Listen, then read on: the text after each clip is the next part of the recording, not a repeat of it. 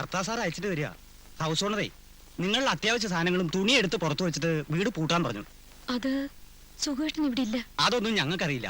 സാധനങ്ങളെല്ലാം നിങ്ങൾ തന്നെ എടുത്ത് പുറത്തു വെക്കണോ അതോ ഞങ്ങൾ എടുക്കണോ? ദയവ് ഇത് സുഖേട്ടൻ വന്നതിന് ശേഷം. നിങ്ങളോട് ഇന്നലെ കർത്താ സാർ പറഞ്ഞതല്ലേ. വാടോ നമുക്ക് തന്നെ എടുത്തു വെക്കാം.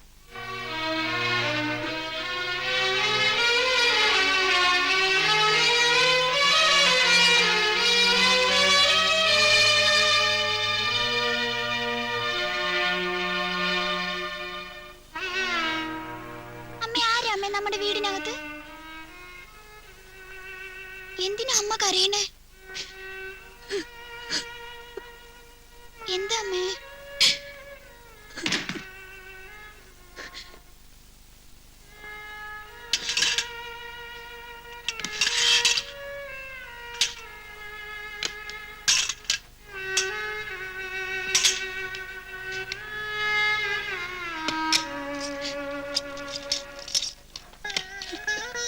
കർത്താ സാർ വലിയ കണിച്ചക്കാരനാണ്. പെങ്ങൾക്ക് ഞങ്ങളോടൊന്നും തോന്നരുത്.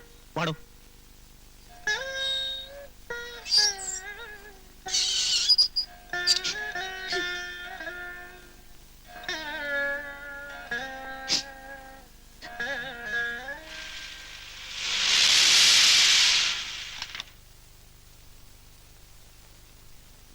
അമ്മേ, ചെറിയച്ഛൻ.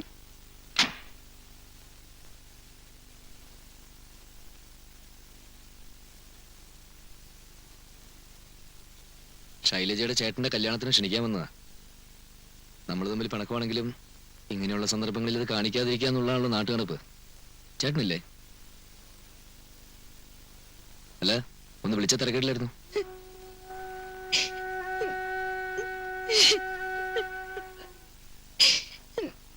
എന്തുപറ്റി? ഞാൻ തെറ്റായിട്ടില്ല പറഞ്ഞോ? ഇല്ല, ചേട്ടൻ ഇവിടെ ഇല്ല. ഇല്ലേ? എവിടെ പോയി? അത് പറയേച്ചി. സുഖേട്ടൻ ഭാഗം ചോദിക്കാൻ വേണ്ടി മൂപ്പര അങ്ങോട്ട് അയച്ചപ്പോ കല്യാണക്കാര്യം പറയാൻ വിട്ടുപോയി. അതുപോട്ടെ, സുഖേട്ടൻ ഇപ്പൊ എവിടെയുള്ളത്? പോലീസ് ലോക്കപ്പിലാണല്ലേ? എന്തു പറ്റി ചേച്ചി? എനിക്കറിയാവുന്ന എന്റെ ചേട്ടൻ വളരെ സത്യസന്ധനും മാന്യനൊക്കെയായിരുന്നു. ചേച്ചി ചേട്ടനെ മാറ്റിയെടുത്തു അല്ലേ?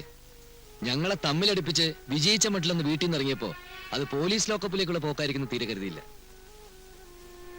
ഇതിനു വേണ്ടിയായിരുന്നു ശൈലജയുടെ പുറത്ത് കുതിര കയറിയത്. സ്നേഹിക്കാൻ മാത്രം അറിയാവുന്ന എന്റെ ചേട്ടനെ ഞങ്ങളിൽ നിന്ന് അകറ്റിയത്, ഞങ്ങളുടെ അമ്മയെ കണ്ണീര് കുടിപ്പിച്ചത്. മോഹനേട്ടാ, ഒന്നും നിങ്ങൾ മറന്നുപോയി. സുഖേട്ടൻ എന്ന് പറയുന്നത് നിങ്ങളുടെ ഭർത്താവ് മാത്രമല്ല, അതിനു മുമ്പ് അദ്ദേഹം എന്റെ ചേട്ടനായിരുന്നു. പ്രസവിക്കുകയും മുലപ്പാൽ കൊടുത്ത് വളർത്തുകയും ചെയ്ത ഒരമ്മയുടെ മകനായിരുന്നു. കെട്ടിക്കഴിഞ്ഞാൽ പിന്നെ പുരുഷനെന്ന് പറയുന്നവൻ ഭാര്യയുടെ മാത്രം പ്രൈവറ്റ് പ്രോപ്പർട്ടി ആണെന്നാണ് നിങ്ങളെപ്പോലുള്ളവരുടെ വിചാരം. കുടുംബത്തിലുള്ള മറ്റുള്ളവർക്കും ബന്ധവും ഹൃദയവികാരവും സ്നേഹവും കൊണ്ട് മനസ്സിലാക്കാനുള്ള ബുദ്ധി ദൈവം നിങ്ങൾക്ക് തന്നില്ല. കല്യാണത്തിന് ക്ഷണിക്കാനൊന്നുമില്ല ഞങ്ങൾ വന്നത്.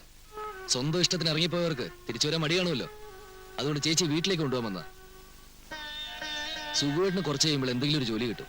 അല്ലെങ്കിൽ തന്നെ ഞങ്ങൾ രണ്ടുപേരും ചേർന്ന് പലചരക്കട സജീവമായിട്ടങ്ങ് നടത്തും. സുഖേട്ടൻ കമ്പനിക്ക് കൊടുക്കാനുള്ള മുഴുവൻ പണവും ഞങ്ങൾ കൊടുത്തു തീർത്തു. കേസിൽ നിന്ന് ഒഴിവാക്കുകയും ചെയ്തു. വീടിന്റെ അറ്റകുറ്റപ്പണികളൊക്കെ നടത്തി ഞാൻ കുറച്ച് കടത്തിലായിരുന്നു. സുഖേട്ടിന് പണം കൊടുക്കാൻ വേണ്ടി ഇവളുടെ ആഭരണങ്ങളൊക്കെ വിറ്റു. പണത്തിന് എന്ത് ചെയ്യുന്ന ആലോചിച്ച് വിഷമിച്ചിരുന്നപ്പോ ഇവള് തന്നെ പറഞ്ഞ ആഭരണങ്ങളൊക്കെ വിൽക്കാന്ന്. കഴിഞ്ഞൊക്കെ കഴിഞ്ഞു. ഇനിയെങ്കിലും ചേച്ചി ഒരു സത്യം മനസ്സിലാക്കണം. കുടുംബബന്ധത്തിന്റെ ശക്തി എന്ന് പറയുന്നത് മരുമക്കളായി വന്നു കയറുന്ന പെൺകുട്ടികളാണ്. അവരാവണം കുടുംബത്തിന്റെ ഐശ്വര്യം.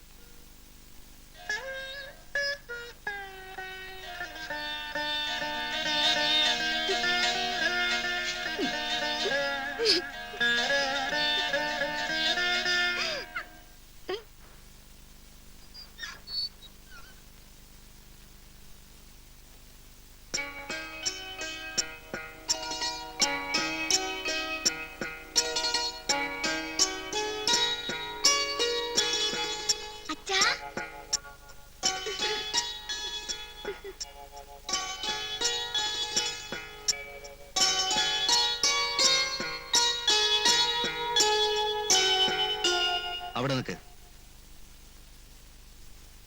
എന്റെ അമ്മയും സഹോദരങ്ങളും സ്നേഹമുള്ളവരായതുകൊണ്ട് നമ്മുടെ മുമ്പിൽ ഈ വാതിൽ അടച്ചില്ല.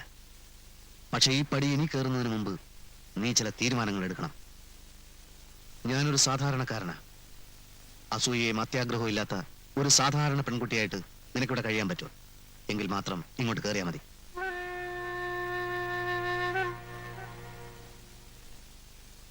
ആരും എന്നെ വെറുത്തിട്ടില്ല എന്ന് അറിഞ്ഞാൽ മതി എനിക്ക്.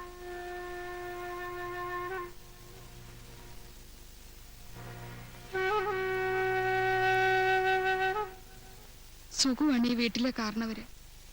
ഞാനില്ലാത്ത കാലത്ത് ഒരമ്മയെ പോലെ ഇവരുടെ എല്ലാ കാര്യങ്ങളും നോക്കേണ്ടത് നീയല്ലേ മോളെ? വരൂ.